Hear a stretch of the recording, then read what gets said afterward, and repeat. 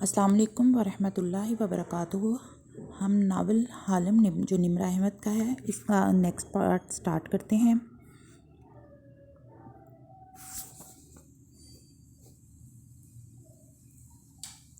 کے ایل کے ایک دوسرے رہائشی علاقے میں آؤ تو یہاں تنگو کامل کے گھر میں بھی صبح ہو چکی تھی۔ بارش یہاں بھی تڑا تڑ برس رہی تھی۔ لاؤنج کی کھڑکیوں سے بھیگتا لان صاف دکھائی دے رہا تھا۔ مسز شیلا صوفے پر بیٹھی دل گرفتگی سے سامنے بیٹھی تالیہ کو دیکھ رہی تھی۔ وہ ایسے تمہاری شادی کیسے کر سکتے ہیں؟ تالیہ نے گلابی محترم آنکھیں اٹھائیں۔ وہ یونیفارم میں ملبوس تھی، سیاہ بال کس کے باندھ رکھے تھے اور چہرے پہ اداسی تھی۔ سر نے جو پیسے مجھے دیے تھے اور جو اس آدمی نے دیے تھے وہ میں نے اپنے والد کو بھجوائے۔ مجھے لگا تھا وہ خوش ہوں گے، مگر ان کو لگتا ہے کہ میں غلط کاموں میں پڑ گئی ہوں۔ انہوں نے میرا رشتہ طے کر دیا اور مجھے واپس بلا لیا۔ آنکھیں بھیگنے لگیں۔ مگر میں غلط کاموں میں تو نہیں پڑی تھی نا میم۔ تالیہ نے تو وہی کیا جو مسٹر کامل نے کہا تھا۔ تالیہ نے تو چوری نہیں کی تھی نا میم۔ آنسو اس کے آنکھ سے ٹپکا اور گلابی گال میں لڑک گیا۔ میں تمہارا دکھ سمجھ سکتی ہوں تالیہ۔ شیلا نے اس کے ہاتھ پہ ہاتھ رکھا۔ میری ماں نے بھی میری بہن کے ساتھ یہ کیا تھا۔ ہم ایشیائی عورتیں، میں تو اس وجہ سے ماں کو کبھی معاف نہیں کر سکی۔ تالیہ چونکی۔ مگر آپ کو اپنی والدہ سے بہت محبت تھی نا؟ آپ نے بتایا تھا کہ انہوں نے آپ کو ایک تاج دیا تھا جو آپ نے اپنے بیٹے کی بیوی کے لیے سنبھال رکھا ہے۔ کون سی محبت؟ سوتیلی ماں تھی وہ ہماری۔ اس کا دیا زیور بھی پہننے کو دل نہیں چاہتا میرا۔ قیمتی نہ ہوتا تو سنبھال کر نہ رکھتی۔ انہوں نے نخوت سے سر جھٹکا تو تالیہ کا منہ کھل گیا۔ ایک بے بس سی نظر اوپر ڈالی جہاں اسٹڈی کے لاکر میں وہ اس تاج کو ان پر رحم کھا کے چھوڑ آئی تھی۔ اف کاش خواہ مخواہ انسانیت کے چکر میں نہ پڑی ہوتی۔ ہائے وہ کتنا پیارا اور قیمتی تھا۔ کاش موٹی کی بات سن لی ہوتی۔ میں چلتی ہوں میم، اور اگر آپ لوگ کبھی لاہور آئیں تو میرے پاس ضرور آئیے گا۔ ہم لاہور کے لوگ بہت پیارے ہوتے ہیں، کھلے دل کے، مہمان نواز اور کھاتے پیتے سے۔ وہ بادل خواستہ کہتی چھتری اٹھائے اٹھی تو وہ بھی کھڑی ہو گئی۔ انشاءاللہ کیوں نہیں؟ وہ مسکرا کے بولی۔ پھر پرس کھولا۔ اپنی باقی تنخواہ لیتی جاؤ۔ نہیں میم، سر نے اتنا کچھ دے دیا ہے، میں اب مزید کچھ نہیں لوں گی۔ وہ فوراً پیچھے ہٹی اور سختی سے گردن دائیں بائیں ہلائی۔ انہوں نے زبردستی پیسے تھمانے چاہے تو تالیہ نے ہاتھ پیچھے کر لی۔ نہیں میم، یہ میں نہیں لوں گی۔ اچھا میں کچھ اور کر سکتی ہوں تمہارے لیے؟ وہ خلوص سے پوچھ رہی تھی۔ تالیہ نے بدقت اپنے خفا جذبات کو چہرے پر آنے سے روکا۔ ماں کے زیور کے قصے کیوں سنائے تھے آخر پھر؟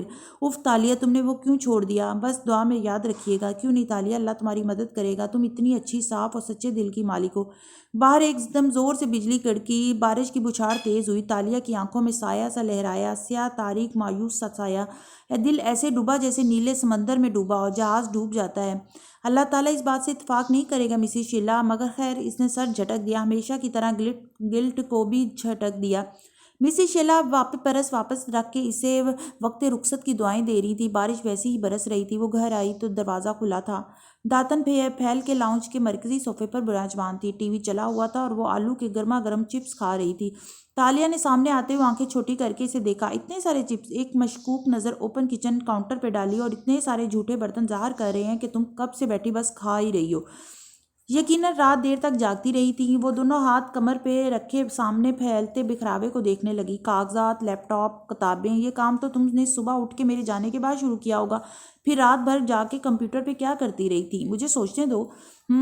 تالیہ نے انگلی سے گال پہ دستک دی اور اوپر چھت کو دیکھتے ہوئے سوچا، جب داتن ساری رات کمپیوٹر پہ بیٹھے اور اتنا کھائے اور صبح اس کے چہرے پہ یہ پچھتاوے بھری خاموشی ہو تو اس کا ایک ہی مطلب ہوتا ہے کہ تم رات بھر گوگل پہ دبلے ہونے کے طریقے دیکھتی رہی تھی۔ داتن جو ناک پہ اینک جمائے اسکرین کو دیکھ رہی تھی، اس بات پہ نظریں اٹھا کے اسے گھورا۔ اور تمہیں یہ کیسے معلوم ہوا؟ تمہاری آنکھوں کے گرد لکیروں میں لکھا ہے بوڑھی عورت۔ تم جھوٹ بول رہی ہو۔ تو تم نے صبح میرے لیپ ٹاپ کی ہسٹری چیک کی ہوگی۔ ظاہر ہے میں نے ہسٹری چیک کی تھی۔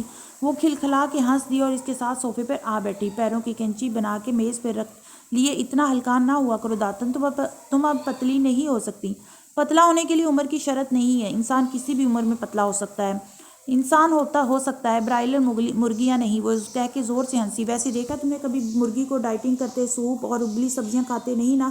داتن نے خفگی سے ناک سکوڑی اور اسے درزیدہ نظروں سے دیکھا۔ بہت خوش نظر آ رہی ہو۔ خیر ہے؟ ہاں نا، تنگو کامل کے گھر سے استعفیٰ دے آئی ہوں۔ بقایا تنخواہ بھی ان کو صدقہ کر آئی ہوں۔ جلد ان کو اس کی ضرورت پڑے گی۔ افسوس سے سر ہلایا۔ اپنی انسانیت کا نتیجہ گول کر گئی۔ خیر اب ہم فاتح رامزل پہ کام کرنا شروع کریں گے۔ میں فریش ہو کے آتی ہوں اور پلان بتاتی ہوں۔ کہہ کے اس نے پیر نیچے اتارے اور جھک کے جوتے کھولنے لگی۔ چونکہ تالیہ کے بال جوڑے میں بندھے تھے، گردن کی پشت پر گول سا جلنے کا نشان دکھائی دے رہا تھا۔ داتن اس کو دیکھے گئی، پھر موبائل نکالا اور ہاتھ اونچا کر کے اس نشان کی تصویر لی۔ کیا کر رہی ہو؟ میری جیسی پتلی تم اگلی 10 زندگیوں میں بھی نہیں ہو سکتی۔ تالیہ جوتے اٹھاتے سیدھی ہوئی، اسے چڑھانے کو بولی اور سیڑھیوں کی طرف بڑھ گئی۔ داتن نے کچھ نہیں کہا، بس اسکرین کو زوم کر کے اس نشان کو غور سے دیکھنے لگی۔ اس کی سیاہ موٹی موٹی آنکھوں میں چمبا سا ہوا اس نے ایک تصویر موبائل سے لیپ ٹاپ میں ڈالی، اس کا پرنٹ آؤٹ نکالا اور پھر اس کو طے کر کے اپنے پرس میں رکھ لیا۔ وہ فریش ہو کر آئی تو داتن اس تصویر لینے کا ہر نشان مٹا چکی تھی۔ تالیہ نے گیلے سیاہ بال تولیے میں لپیٹ رکھے تھے اور پیروں میں سلیپرز پہن رکھے تھے۔ وہ سامنے والے صوفے پہ آلتی پالتی کر کے بیٹھی اور بولی، تو ہم کیا جانتے ہیں فاتح رامزل کے بارے میں؟ فاتح رامزل جس کے نام کے ساتھ وان لگتا ہے، اور تم جانتی ہو تالیہ کہ وان ملائیشیا میں ان لوگوں کے ناموں کے ساتھ لگتا ہے جو اوپر سے شاہی خاندان میں سے تھے، مگر پھر کسی ایک نے کسی عام آدمی سے شادی کر لی تو ان کی نسل میں ملاوٹ ہو گئی۔ KL کی سڑک پہ وہ سیاہ لمبی کار دوڑ رہی تھی اور پچھلی سیٹ پر فاتح بیٹھا تھا، آنکھیں پرسوچ انداز میں چھوٹی کر رکھی تھیں اور مسلسل ٹھوڑی کو انگوٹھے سے رگڑ رہا تھا۔ فرنٹ سیٹ پہ تابداری سے بیٹھا ایڈم گاہے بگاہے آئینے میں اپنے مالک کو دیکھ لیتا تھا، عارضی مالک کو۔ اس نے سوچ کی تصحیح کی۔ فاتح کم عمری میں اپنے والدین کے ساتھ امریکہ چلا گیا تھا، اس کو وہاں کی شہریت بھی مل گئی تھی، مگر وہ کبھی ملک سے کٹا نہیں۔ چھٹیوں میں تہواروں پہ وہ KL آ جاتا تھا۔ لوگ کہتے ہیں وہ وہاں کالج میں کافی مقبول تھا۔ یوں کرو کار موڑ لو۔ کھڑکی سے نظر ہٹائے بغیر فاتح نے ڈرائیور کو مخاطب کیا تو وہ چونکا۔ سر ہم پارلیمنٹ نہیں جا رہے؟ اس کے وقت کا ایک ایک منٹ ڈائری میں لکھا ہوتا تھا، ایسے میں یہ تبدیلی شمس کے گھر کی طرف لے چلو۔ مگر سر کیا ہم آج سیشن اٹینڈ نہیں کریں گے؟ ڈرائیور نے فکر مندی سے پوچھا۔ راستے سے پھول بھی لیتے چلو، شمس بیمار ہے کچھ عرصے سے۔ اوکے سر، میں پولیٹیکل سیکرٹری کو انفارم کر دوں کہ آپ سیشن اٹینڈ نہیں کریں گے؟ ایڈم نے جلدی سے فون نکالا۔ سیکرٹری دوسری کار میں آ رہا تھا۔ گلاب مت لینا، شمس کو اس سے الرجی ہے، اور کچھ اور لینا۔ وہ کھڑکی سے باہر دور نظر آتی اونچی عمارتوں پہ نظر جمائے بولا تھا۔ ایڈم گہری سانس لے کر رہ گیا۔ اتنا تو وہ پچھلے 3 گھنٹوں میں سمجھ چکا تھا کہ اس کا عارضی مالک بات کا سیدھا جواب نہیں دیتا۔ فاتح نے 2 دفعہ اسٹیٹ اٹارنی کا الیکشن لڑا اور دونوں دفعہ ریاست کے لوگوں نے اسے منتخب کر کے آفس میں پہنچایا۔ وہ امریکہ میں کافی مقبول تھا، اس کا ریکارڈ شاندار تھا، ایماندار آدمی، سچا اور کھرا، مگر وہ سب چھوڑ کے ملائیشیا واپس آیا اور یہاں کی سیاست میں حصہ لینا شروع کر دی۔ کار اب بھی سڑک پہ دوڑ رہی تھی اور وہ ہنوز باہر دیکھتے ہوئے کچھ سوچے جا رہا تھا۔ ڈرائیور اور باڈی مین اپنے اپنے فون پر لگے ہوئے تھے۔ سیکرٹری کو اطلاع، شمس صاحب کے آفس میں اطلاع، پروٹوکول، سیکورٹی انتظامات، افراتفری سی مچ گئی تھی۔ وہ 2 دفعہ ممبر پارلیمنٹ منتخب ہوا اور ان 10 سالوں میں اس نے اپنے حلقے کے لیے بہت کچھ کیا ہے۔ اس نے علاقے کو صاف کیا، وہاں بہترین سکول بنائے، بہترین ہسپتالوں کا نظام لایا، سیکورٹی بہتر کی، لوگ اس سے خوش ہیں۔ اگر کوئی نہیں خوش تو اس کی اپنی پارٹی ہے۔ کار اب ایک پھولوں کی دکان کے سامنے رکی ہوئی تھی۔ وہ ابھی تک باہر دیکھتے ہوئے گہری سوچ میں گم تھا۔ جیب میں رکھا موبائل وقفے وقفے سے تھرتھراتا تھا، مگر وہ ادھر متوجہ نہیں تھا۔ وہ کچھ سوچ رہا تھا۔ اس کی صاف گوئی نے جہاں بہت سے دوستوں کو ناراض کیا، وہاں حد سے زیادہ بے نیازی کو بھی ثابت کیا۔ اس سے دور کر گئی، اشر کے قریب لے گئی۔ اشر اس کی بیوی کا بھائی ہے، میٹھی چھری جیسا، ہر وقت ہنستا مسکراتا ہوا، ایک نمبر کا دوگلا انسان۔ اشر نے اپنے آبنگ کے نام پر لوگوں سے قرضے لیے، فیورز مانگی۔ یہ نہیں کہ فاتح ان کو ادا کرے گا، بلکہ یہ کہ اس طرح میں آپ کو فاتح سے قریب کر دوں گا۔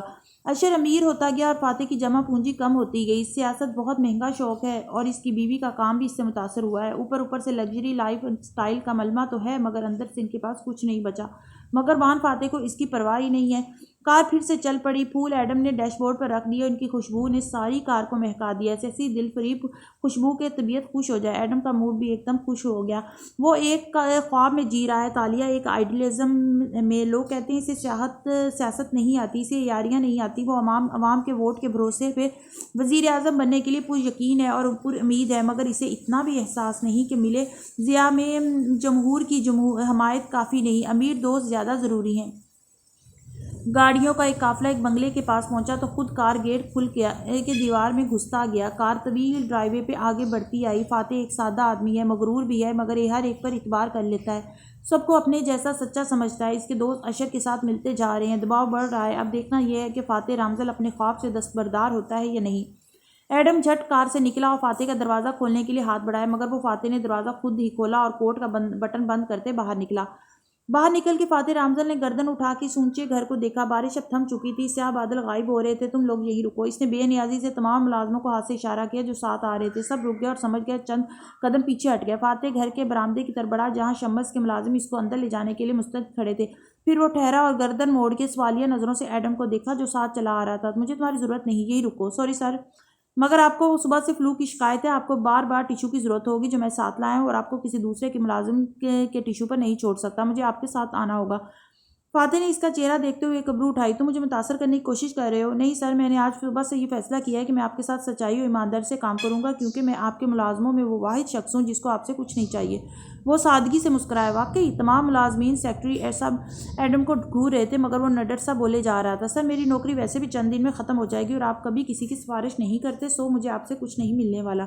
کل رات تک میرے دل میں لالچ تھا، اس لیے میں نے جھوٹ بولا تھا کہ میں نے کسی کو ووٹ نہیں دیا، میں نے آپ کی مخالف امیدوار کو ووٹ دیا تھا سر، حکمران پارٹی کو، اپنے موجودہ وزیر اعظم کو، مگر اب مجھے خوف نہیں ہے سر، سچ بولنے والے انسانوں کی ناراضگی سے ڈرتے نہیں، اس لیے سوری، مگر میں آپ کو اکیلے اندر نہیں جانے دے سکتا جبکہ آپ کو فلو ہے۔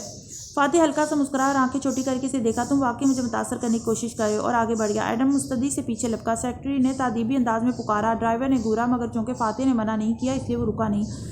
کچھ دیر بعد وہ لوگ ایک خوبصورتی سے سجائے گئے شاہانہ طرز کے ڈرائنگ روم میں بیٹھے تھے، اونچی کھڑکیاں، سنہری پردے اور سفید مخملی صوفے، جیسے کراچی کا کوئی بنگلہ ہو۔ شمس صاحب چینی نقوش کے حامل ادھیڑ عمر انسان تھے، ان کے سامنے فاتح رامزل براجمان تھا، ہاتھ صوفے کی پشت پہ پھیلائے، ٹانگ پہ ٹانگ جمائے۔ ایڈم پیچھے کھڑا تھا، ہاتھ میں ٹیشو کا پیکٹ تھا۔ تمہیں کچھ پریشان کر رہا ہے فاتح؟ شمس صاحب تفکر سے اس کا چہرہ دیکھ کے بولے تھے، میں ایک دوراہے پر کھڑا ہوں، کراس روڈز پہ، سامنے 3 سڑکیں، فیصلہ نہیں کر پا رہا کہ کون سی لوں۔ بات کے اختتام پہ وہ جھکا اور میز پر رکھے ٹیشو باکس سے 3 ٹیشو کھینچے۔ ایڈم کا منہ کھل گیا، تمہارے پاس اس لیے آیا ہوں تاکہ اپنا ذہن کلیئر کر سکوں، مجھے خوشی ہے کہ تم نے ہر برے وقت میں مجھے یاد رکھا اور مجھ پر بھروسہ کیا، میں کسی برے وقت میں نہیں ہوں۔ شمس تہ شدہ ٹیشو سے ناک رگڑتے اس نے کندھے اس طرح سے اچکائے، ایڈم نے بے چینی سے پہلو بدلا، ٹیشو کا پیکٹ پکڑا، ہاتھ پہلو میں ڈھیلا سا گر گیا۔ اگر مجھ پر بھروسہ کیا ہی ہے تو میری رائے کو تحمل سے سنو، تم اچھے وقت میں بھی نہیں ہو فاتح، لوگ تم سے ہاتھ کھینچ رہے ہیں۔ ایس چاہتا ہے میں چیئرمین شپ کے الیکشن سے دستبردار ہو جاؤں، اسرا چاہتی ہے کہ ہم امریکہ چلے جائیں، یہ سراسر ظلم ہے۔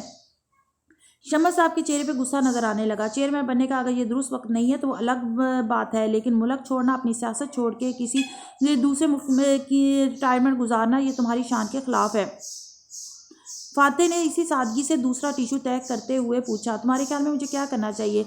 سیاست درمیانی راستے کا نام ہے، مفاہمت کا، بات چیت سے مسائل حل کرنے کا، وہ سمجھداری سے کہہ رہے تھے۔ وہ ٹیشو مٹھی میں دبائے آنکھیں چھوٹی کر کے ان کو غور سے دیکھتا رہا، تم کچھ اپنی منواؤ، کچھ اس کی مانو، چیئرمین شپ چھوڑ دو مگر کسی ایک ریاست کی حکومت مان لو، ایش وزیر اعظم بن کے ایک ریاست تمہارے حوالے کر دے، تم اس شرط پہ ایش سے ڈیل کر لو۔ واقعی؟ فاتح نے سمجھتے ہوئے سر ہلایا، یہ بہترین آپشن ہے، 5 سال تم اس ریاست کے حاکم بن کے خود کو مزید مضبوط کرو، 5 سال بعد تم چیئرمین شپ کا الیکشن لڑو اور وزیر اعظم بننے کی کوشش کرو۔ صحیح، میں اس بارے میں سوچوں گا۔ اس نے سر کو آہستہ سے ہلایا اور کلائی پہ بندی گھڑی دیکھی، پھر ٹانگ سے ٹانگ ہٹائی، اٹھ کھڑا ہو۔ شمس صاحب بھی ساتھ ہی اٹھے، اب اجازت، اسرا کی نیلامی پہ ملاقات ہوگی انشاءاللہ۔ اچھا کوئی ایونٹ ہو رہا ہے مسز اسرا کا؟ اللہ برکت دے۔ ہاں، ایش ارینج کروا رہا ہے۔ وہ مسافے کر کے آگے بڑھ گیا۔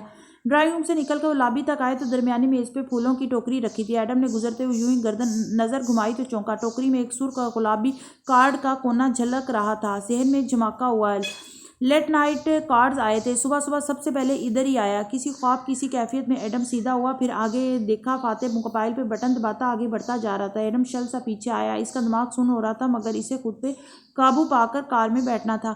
گیٹ پر کھڑے ہو کر شمس صاحب نے فاتح کی کار کو الوداعی ہاتھ ہلایا اور تمام گاڑیاں نظروں سے اوجھل ہو گئی تو انہوں نے موبائل نکالا اور اسپیڈ ڈائل پہ ایک نمبر ملا کے فون کان سے لگایا، پھر ایک ہاتھ کمر پہ جمائے گھنٹی سننے لگے۔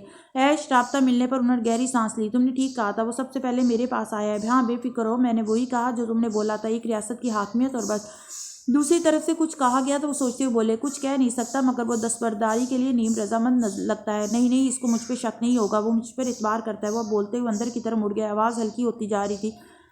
چند کلومیٹر دور اپنے آفس فلور کے کارنر آفس میں اشر پاور سیٹ سنبھالے بیٹھا تھا، ٹیک لگائے وہ فون کان پہ جمائے مسکرا کے سن رہا تھا۔ گڈ، مجھے معلوم تھا وہ کبھی بھی امریکہ نہیں جائے گا، ہم نے اس کو موت دکھا کے بخار پہ راضی کرنا ہے، وہ مجھ سے جلد ہی ایک ریاست کی بات کرے گا اور میں اس کا مان رکھ لوں گا، وہ سمجھے گا سارا آئیڈیا اسی کا ہے۔ کال بند کر کے اس نے اپنے چیف آف سٹاف کو بلایا، جیسے ہی وہ اندر آیا اس نے دیکھا کہ اشر سنجیدہ اسپاٹ سا بیٹھا ہے، چہرے پہ بے رحمی بھری سختی اور ماتھے پہ بل ہیں۔ عرب امیر زادے کا بندوبست کر لیا ہے؟ اس نے سرد آواز میں پوچھا۔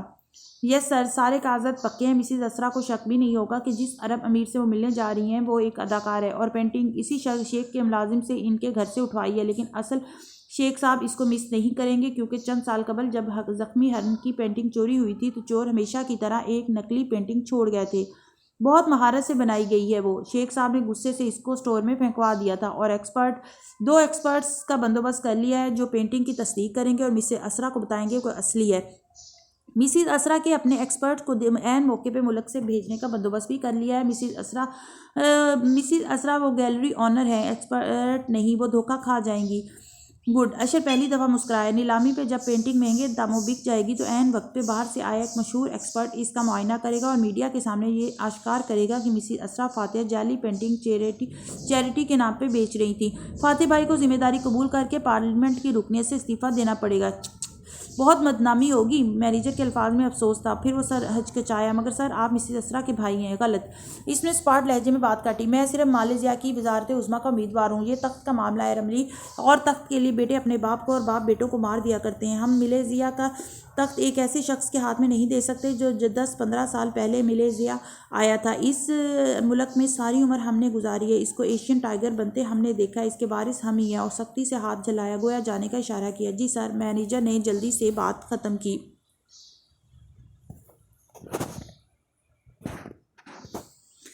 ناول کا اگلا پارٹ ہم انشاءاللہ کل سٹارٹ کریں گے.